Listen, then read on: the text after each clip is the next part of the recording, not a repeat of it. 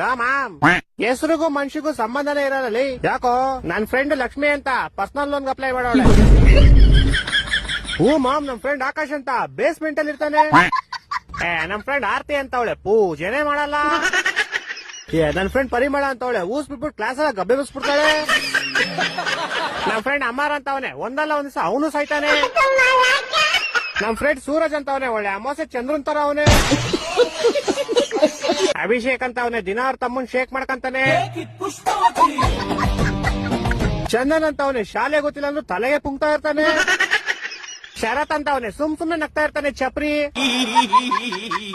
ನಮ್ ಫ್ರೆಂಡ್ ಜ್ಯೋತಿ ಅಂತ ಯಾವಾಗ್ಲೂ ಕತ್ಲಲ್ಲಿ ಇರ್ತಾಳೆ. ನಮ್ ಫ್ರೆಂಡ್ ಖುಷಿ ಅಂತ ಯಾವಾಗ್ಲೂ ದುಃಖದಲ್ಲಿ ಇರ್ತಾಳೆ. ಬೇರೆಯವ್ರದೆಲ್ಲ ಬಿಡು, ನೀನೇ ಇಲ್ವಾ ಸಂತೋಷ ಅಂತ ಇದೆಯಾ? ನೀನ್ ಬಂದಾಗಿನ ನನ್ನ ಲೈಫಲ್ಲಿ ಸಂತೋಷನೇ ಇಲ್ಲ. ನೀನೇನು ಕಾರ್ತಿಕ ಅಂತ ಇಟ್ಕೊಂಡಿದ್ಯಾ, ಒಳ್ಳೆ ಲಾರಿತಿಕ ತರ ಇದೆಯಾ?